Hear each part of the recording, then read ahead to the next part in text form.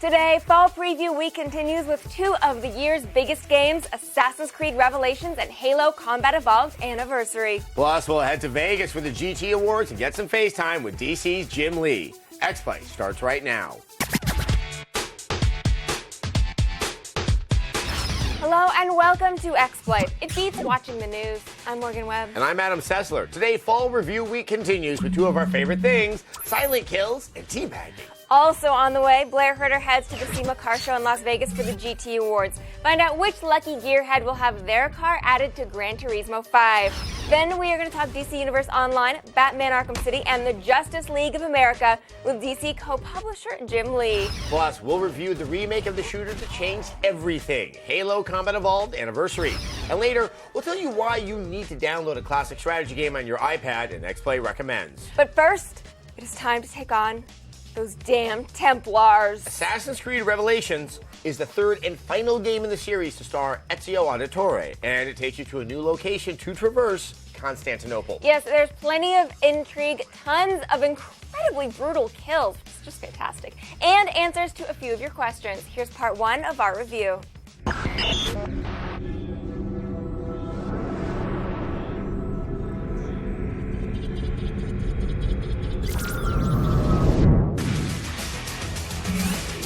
We've seen Ezio in the prime of his life. Now in Assassin's Creed Revelations, we find him in Constantinople as a wizened, battle-hard, middle-aged man for whom revenge has ceased its usefulness and secrets have lost their seduction. He wants answers, and he's ready to bring down the entire Ottoman Empire to get them. So much death for so little gain. Revelations shockingly promises revelations to the franchise mythos, and it delivers. A word of warning? When you step through there, everything changes. You also play as Desmond, playing as Ezio, playing as Altair. It's all very Inception, complete with the geometric beachfront dream drama. They can't help you, Desmond. You're a broken man. Revelations continues the skull-shattering combat Assassin's Creed is famous for. Make no mistake, you are very powerful in head-to-head combat, and the kill animations are out of control. You fight like a man late for his own wedding. See. Combine Ezio's lethality with the perfect silky free-running mechanics, and you feel like Batman without the moral code. While we fantasized about the franchise moving to medieval Japan or industrial London, Constantinople more than earns its place among Assassin's Creed's incredible locales. The city feels like a living, breathing entity. Does anyone know the way to the nearest opium dispensary? It's for my glaucoma. I guess I had my chance. And I wasted it. None of this heaped praise will be a surprise to anyone who's played Assassin's Creed before. But because this is a sequel, that means more features are a requirement. The Hookblade is a fun addition. The bomb making, not so much. Crafting explosives is a new hobby. Bombs are fairly complicated to create. There are too many options, too many ingredients. It's all overwhelming, especially when you don't know what situation you may be in. If you want to learn how to craft your own bombs, I can show you. No thanks. I'd much rather be playing multiplayer, so hold on. We're not done yet. Are your men ready for another fight? Fools are gonna get stabbed in the face. I can't wait. Make me proud. I go to Vegas so often, I'm beginning to understand what it's like to be an out-of-town stripper. One love, Cinnamon. One love.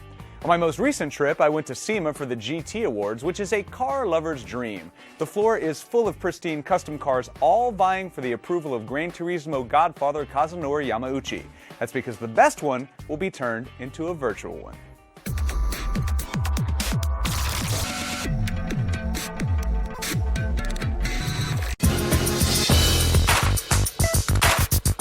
When you come to SEMA to take a look at some of the best cars in the world with Kazunori Yamauchi, it can only mean one thing: the Gran Turismo Awards.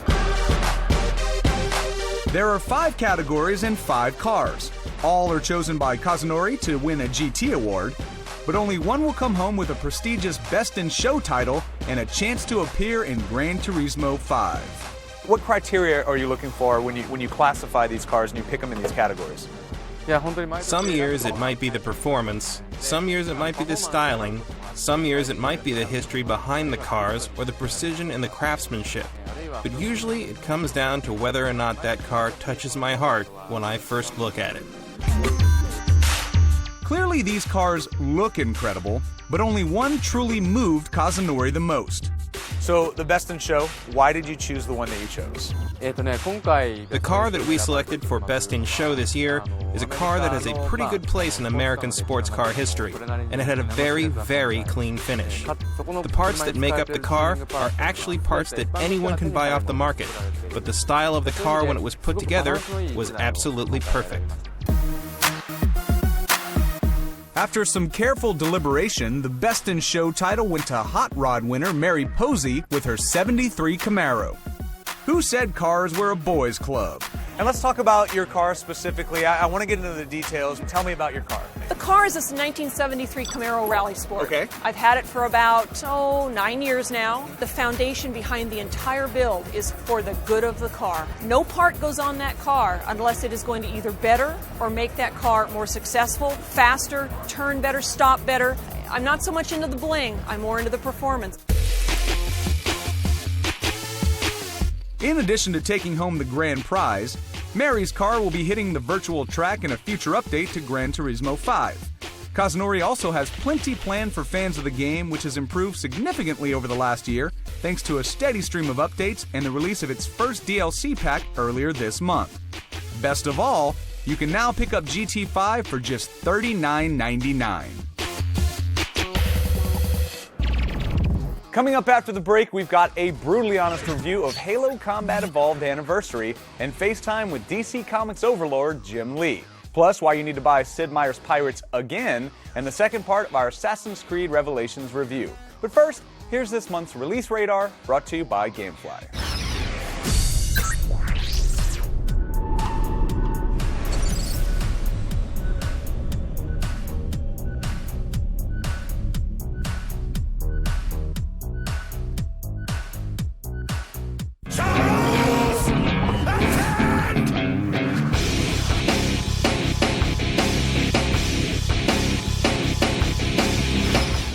Welcome back.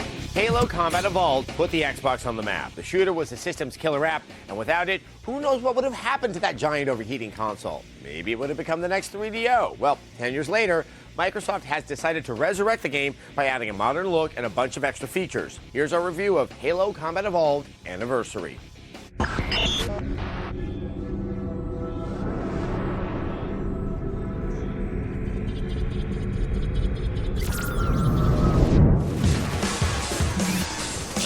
Halo Combat Evolved Anniversary proves that great gameplay stands the test of time. The captain needs you on the bridge ASAP. This 10th anniversary salute to the game that put Microsoft's Xbox on the map shines with fully updated graphics and modern multiplayer edition. Anniversary takes everything you loved about the classic console shooter and kicks it up a notch. This version of Halo features a complete graphic engine overhaul that sits on top of the original Combat Evolved gameplay, and it really is the original gameplay. Anniversary is so faithful to its source that by simply pressing the back button, you can toggle between old and new graphics on the fly. Over here. While this may seem gimmicky, you'll find yourself using it more and more as you work your way through Master Chief's maiden voyage. It also serves as an excellent example of just how far gaming has come in 10 years. The only downside to the toggle feature is that it means the campaign is exactly the same as the original. That means none of the dual wielding, brute shooting, or energy sword slashing we've come to love and expect in our Halo games.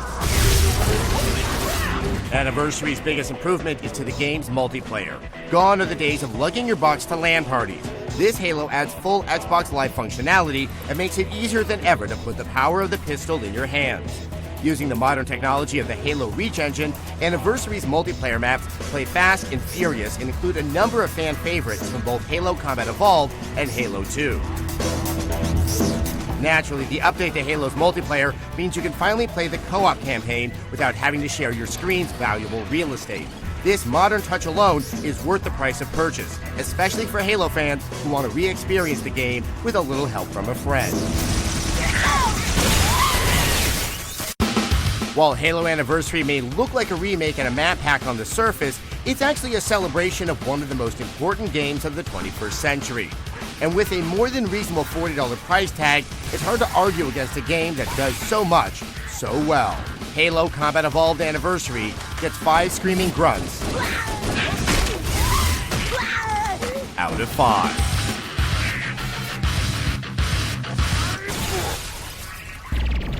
Nobody wants to play a first-person shooter or an action game on the iPad. The more complex the controls get, the worse the experience becomes. But a strategy game like Sid Meier's Pirates works quite well, and we're going to tell you why in this X-Play Recommends.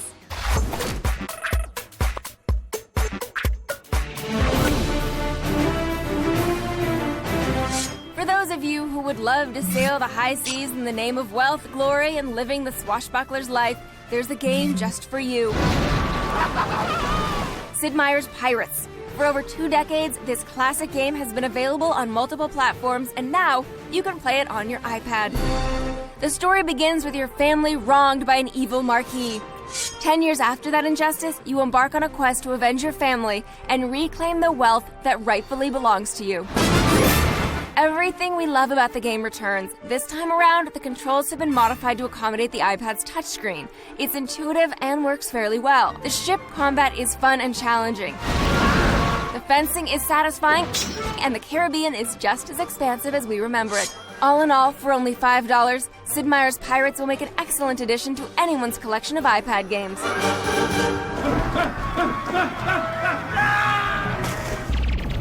After the break, I'll get some FaceTime with the legendary Jim Lee. We're going to talk DC video games and get a look at Justice League of America #3 right here for the first time. Plus, part 2 of our Assassin's Creed Revelations review, which focuses on multiplayer face stabbing. We'll be right back. Saints Moments.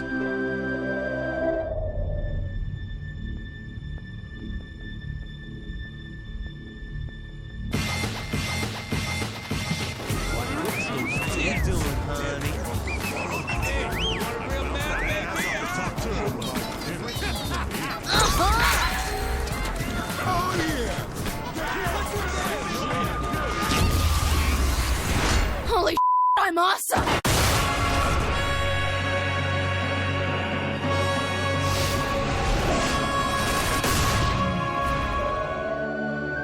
Saints Moments. Jim Lee is probably the most famous comic book artist alive. He redefined the X-Men and Batman and was one of the founders of Image Comics. Today, he's the co-publisher of DC, which means he's overseeing the relaunch of every comic in the DC brand, but he's also got his hands in 2 huge games, the ever-evolving DC Universe Online and Batman Arkham City. Let's get some FaceTime.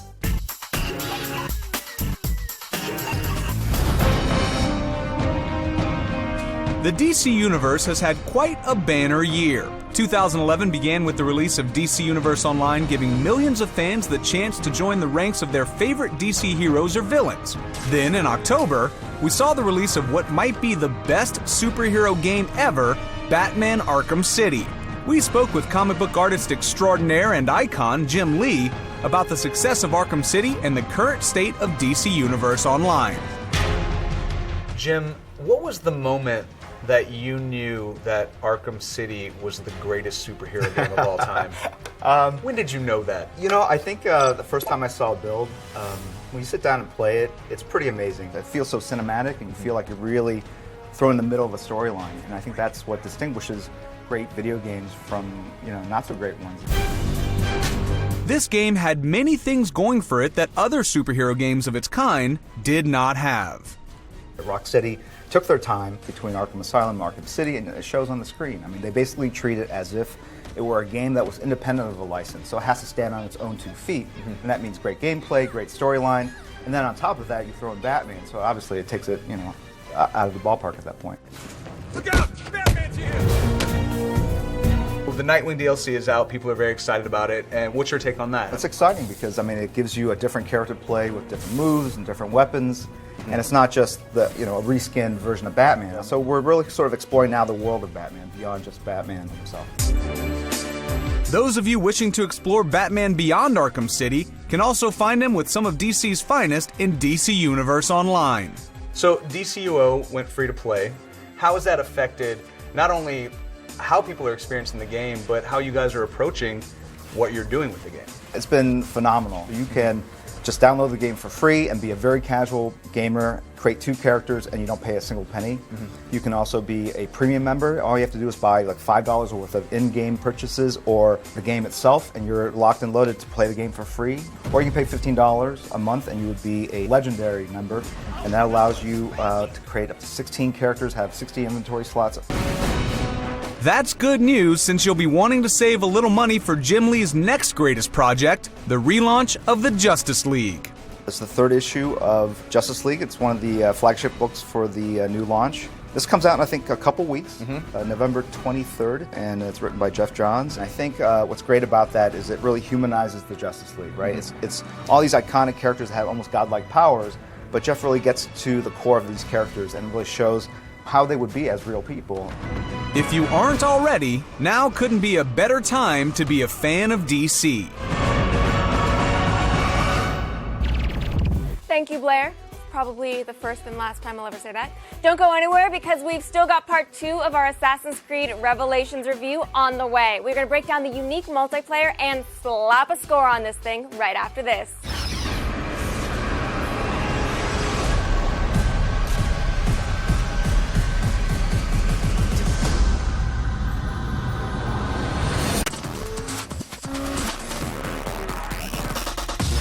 Welcome back. Now, earlier in the show, we closed the book on the saga of Ezio Auditore, but now it's time to take on the multiplayer offerings of Assassin's Creed Revelations. The gameplay mechanics are vastly different than any other AAA game on the market, and that's why it works. Here's part 2 of our review.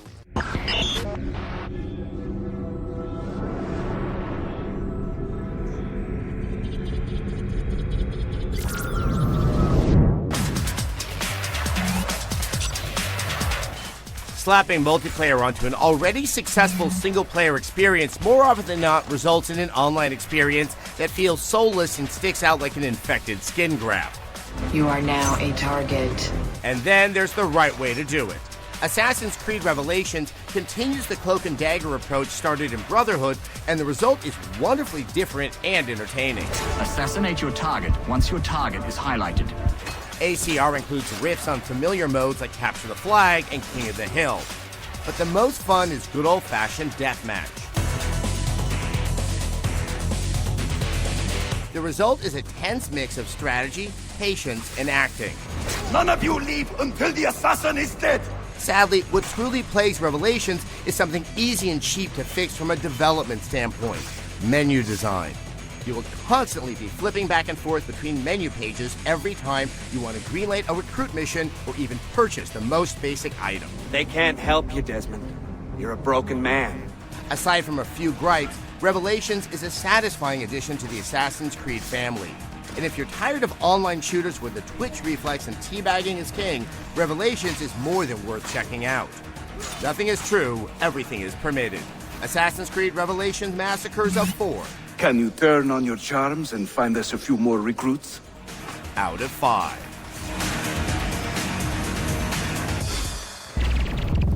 There you have it. Another solid entry in the series. Okay, it's not perfect, but it's pretty good for a series that drops a new game every fall, and I think it's the only one that does that I'm really excited to play it every time. Oh, okay, here's the thing, is I have to say that the game is excellent.